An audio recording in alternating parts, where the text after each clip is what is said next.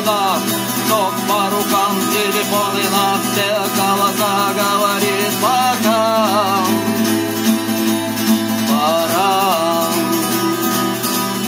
И пальтом на гвозде, шарф в рукаве, и перчатки в карманах, шепчут подожди до утра, до утра. Но странный стук зовет дорогу, может сердце, может стук в дверь.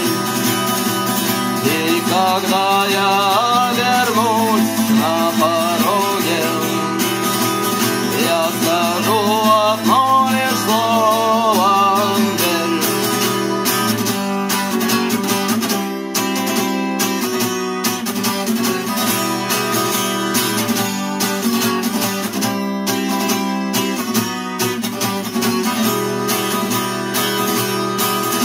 И опять на вокзал, и опять поездам, и опять проводник выдаст белье и чай.